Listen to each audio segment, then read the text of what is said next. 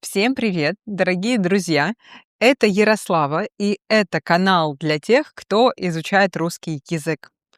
И в этих традиционных видео мы встречаемся, чтобы немного поболтать. Я рассказываю, как у меня дела, что было нового. В прошлом месяце было очень много нового, и прошлый месяц был сумасшедший. Это был сумасшедший дом, даже несколько. И да, пишите, что у вас было нового.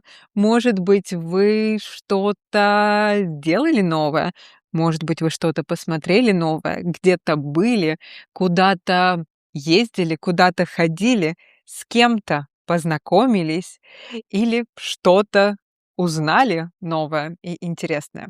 А я сразу начну. Итак, я сегодня пью обычный черный кофе, потому что мне нужен кофеин. Мне нужен кофеин, чтобы пережить все, что было за прошлую неделю, 2 недели. Если честно, то для меня время пролетело незаметно. Я не заметила, как пролетело время. Время пролетело незаметно, очень быстро. Вы видите, что сейчас я в новом месте. Вы видите, что я не в своем обычном месте, где я обычно снимаю видео. Да, мы переехали, но это был сумасшедший дом. Я сейчас вам расскажу. Видите, здесь чемоданы, там чемоданы, здесь, ну, это совсем новое место. Что было на прошлой неделе, в прошлом месяце? Давайте начнем по порядку. Давайте начнем сначала. Кстати, сначала не забудьте поставить лайк этому видео, если вам нравятся такие видео. Не забудьте подписаться на канал, если вы изучаете русский язык и вы хотите получать больше контента. И да, что еще? Ничего, мой мозг очень плохо работает, поэтому пьем кофе. Итак, в прошлом месяце мы начали готовиться к переезду. Квартира, в которой мы живем с мужем, мы снимаем эту квартиру в Буэнос-Айресе, в Аргентине, и хозяин квартиры решил вернуться в Буэнос-Айрес на несколько месяцев. И поэтому мы, конечно, сказали: "Да, конечно, живите в своей квартире без проблем". И поэтому мы знали, что в конце января нам нужно будет переехать в другую квартиру, как минимум на 2 месяца. И все хорошо. Мы были очень рады, я была очень рада, потому что всегда интересно переехать в какое-то новое место, в новый район, посмотреть новые места. Я думаю, вы понимаете, если ты долго живешь в одном месте, ты уже знаешь этот район, это место как свои 5 пальцев. И хочется что-то новое, хочется узнать что-то новое, посмотреть что-то новое. Супер. Мы нашли хорошую квартиру на Airbnb, и эта квартира была в очень интересном районе, здесь, в Буэнос-Айресе. Хотя, если честно, я бы хотела поехать на океан. В Аргентине есть город Мар-дель-Плата, и мы там были уже 3 раза. Я думаю, минимум 3 раза, и мне там очень нравится. И я думала: "Блин, было бы круто пожить у океана еще раз". Но, к сожалению, все было очень дорого. Я думаю, вы понимаете, потому что сейчас сезон. В Аргентине сейчас лето, и здесь сезон. Все едут отдыхать на океан. Поэтому было дорого, и было мало вариантов. И мы решили: хорошо, мы останемся в Буэнос-Айресе и переедем в другой район. И квартира, куда мы хотели переехать, находилась и находится в интересном месте. Если вы из Буэнос-Айреса, наверное, вы знаете название. Это между районами Ретира, микроцентра и Пуэрто-Мадеро. То есть это очень старый район, исторический район. Интересно, и там есть большие парки, есть очень красивые современные небоскребы, есть огромная широкая улица, такая очень живая. Поэтому я была очень рада переехать и посмотреть, как это жить в центре большого города. Мы забронировали эту квартиру на 2 месяца. И, ну и все, и стали жить спокойно. Потом, время идет, мы начали собирать вещи. Конечно, мы начали чистить квартиру, мыть квартиру, приводить все в порядок, собирать вещи. Если честно, я всегда думала, что у меня очень мало вещей. Но оказалось, что это не так. Оказалось, что у меня уже очень много вещей. Это и одежда, обувь, какая-то техника. Я не говорю про кухонную технику, я не говорю про какие-то, бытовые вещи. Ладно, мы собрали вещи, мы отмыли всю квартиру, и настал день Икс, день, когда мы переезжаем. Мы собрали вещи, вызвали машину, приехали в новую квартиру, и, ну, квартира была не совсем как на фотографии, хотя, конечно, это была та же самая квартира. Но, может быть, на фотографиях, вещи, которые казались винтажными, когда ты видишь эти вещи своими глазами, когда ты видишь эти вещи вживую, эту квартиру вживую, она была, ну, такая, немножко старая. Ну, ладно, ничего страшного, потому что, ну, это исторический район, это интересный район. В этом месте есть много других классных вещей. Хорошо, мы подумали: ладно, мы попробуем, никаких проблем, может быть, даже будет и интересно. Мы перевезли вещи, мы потом перевезли вторую часть вещей. Это все было в один день. Это все был один день. Хорошо. И мы заметили вечером, что на кухне очень много муравьев. Прямо очень много муравьев, а мы перевезли еще и продукты. И даже если эти продукты закрыты, то муравьи начинают ползать по этим продуктам. И это очень-очень маленькие муравьи, поэтому мы их сначала даже не видели. Точнее, мы заметили, может быть, одного-двух муравьев, но подумали, что, ну, ладно, может быть, это какой-то случайный муравей. Ничего. Ладно. В итоге вечером заходим на кухню, а там просто муравьи по банкам, по кружкам, по стенам ползают. Ладно, мы начали думать, что делать с этой ситуацией, потому что, ну, не очень приятно. Это была первая проблема. Вторая проблема, которую я заметила в этой квартире, это немного сломанная мебель. Как сказать? Например, есть шкаф. И в этом шкафу, когда ты открываешь, выдвигаешь полку, то эта полка, вот ты ее так выдвинул на себя, и она падает. Значит, что этой полкой нельзя пользоваться. Значит, что, ну, эта полка сломанная.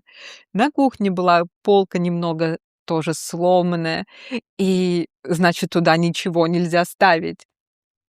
И вначале, конечно, ты этого не видишь, когда ты смотришь квартиру в первый раз, и это шкаф закрыт, все закрыто. Ладно, это вторая проблема. Третья — кровать. Кровать была меньше, чем было написано. На сайте было написано, что кровать должна быть размера queen size. Это ширина, по-моему, 160 сантиметров. Да, 160 сантиметров. Но в реальности эта кровать была 140 сантиметров. И, может быть, это не такая трагедия, с этим можно жить, но в комплексе все эти проблемы — муравьи, сломанные вещи, маленькая кровать, в спальне не было кондиционера, и поэтому нужно было спать в гостиной. Ладно, мы подумали: хорошо, мы написали в поддержку Airbnb, мы написали хозяевам и стали думать, что делать дальше. И, время уже ночь, и у нас пропадает электричество.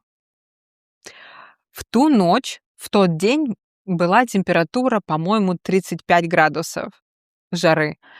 И ночью тоже было жарко, около 30 градусов. Ладно, не хочу обманывать, но было очень жарко. И все, у нас нет электричества. И мы не знаем, что делать.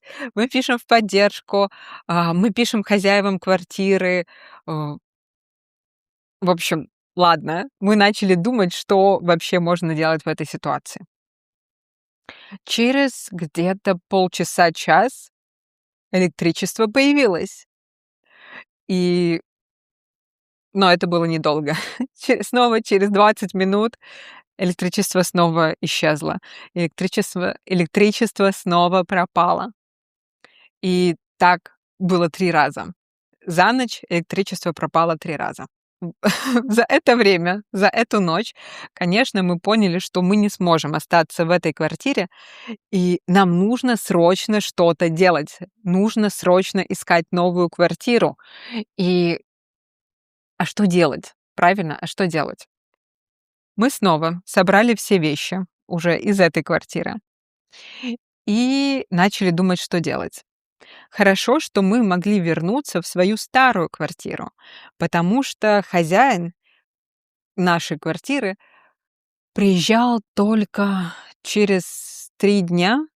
То есть мы уехали раньше, и мы могли еще 2 ночи быть в этой квартире. 2 ночи максимум. И мы судорожно, истерически, в панике начали искать новую квартиру. Я думаю, вы понимаете, как это сложно, когда тебе нужно найти квартиру за хорошие деньги, в хорошем состоянии, на срок 2 месяца сегодня. Не завтра, не послезавтра, не через неделю, не через 2 месяца. Сегодня тебе нужно приехать в квартиру. Мы начали искать вообще везде, спрашивать везде, и, к сожалению, вариантов было очень-очень мало. Одна из проблем, почему было мало вариантов, одна из причин — это концерт Бэда Банни.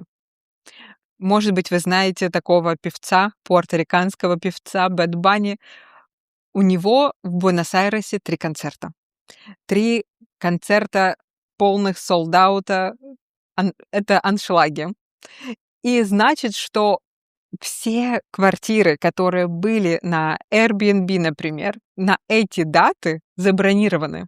В итоге мы спрашиваем администратора нашего здания. Может быть, он знает других жильцов, может быть, он знает, что кто-то из нашего дома сдаёт квартиру. Это было бы идеально, это было бы просто супер. Он даёт нам контакт одной женщины. И мы ей пишем: «Здравствуйте, мы живем в этом доме, мы ищем квартиру, мы можем въехать в квартиру уже сегодня, и расскажите нам, что вы сдаете».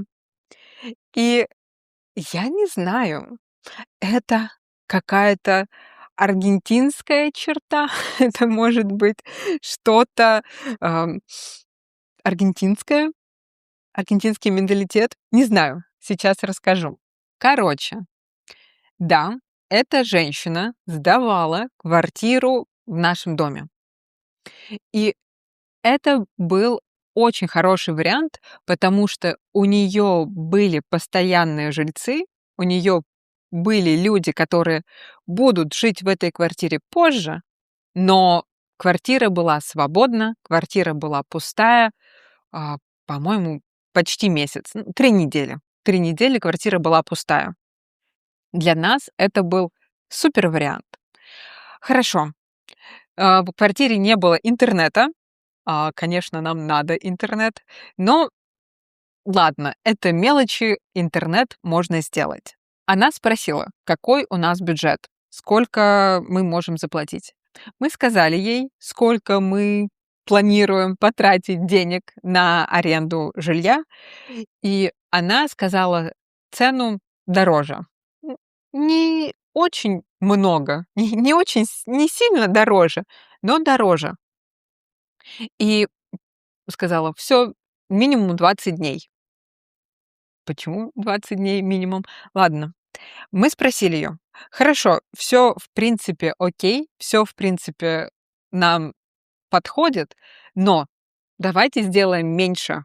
Не 3 недели, а 1 неделю, потому что мы уже нашли другой вариант, и нам нужно было только несколько вот этих дней, только неделю. И нам нужно въехать в квартиру уже сегодня, завтра. Вот завтра — это последний срок». И женщина говорит: «Нет, вы понимаете, для меня невыгодно сдавать квартиру меньше, чем на 20 дней». Я просто не понимаю, почему это невыгодно. Ладно, мы начали наши переговоры и вроде бы договорились на срок короче, но дороже. Но мы говорим: «Хорошо, мы должны въехать в квартиру вот завтра максимум». М, Последний срок последний срок в воскресенье, потому что в понедельник уже приезжает хозяин нашей квартиры, и нам нужно уже уехать со всеми вещами. Но она сказала нет, потому что она может только в понедельник, потому что у нее выходные. И я понимаю, work-life balance, все хорошо, все нормально, но для меня это как-то странно. Ты не хочешь заработать больше денег? Ну ладно. Нет, значит нет. На нет и суда нет, как говорится. В итоге мы нашли другую квартиру. Вот эту квартиру, где мы сейчас. А, Мы в районе Риколета. Это тоже исторический район, очень красивый, очень похож на Париж. Ты гуляешь, как будто бы ты в Европе где-то, не знаю, в Будапеште, где-то в Париже. И да, мы здесь будем только эту неделю, только 1 неделю. А потом мы переезжаем еще раз. Переезжаем еще раз на 1,5 месяца. А потом, не знаю, у меня хорошее чувство о нашей новой квартире, которая будет через неделю. У меня очень хорошее ощущение. Там рядом огромный парк. Это наш любимый район, в Буэнос-Айресе. Там много разных кафе и много свободных, спокойных мест. Здесь, в этом районе, все равно очень шумно. Он Этот район центральный и немного туристический, можно сказать, но здесь очень много движения. Где мы будем жить, там спокойно.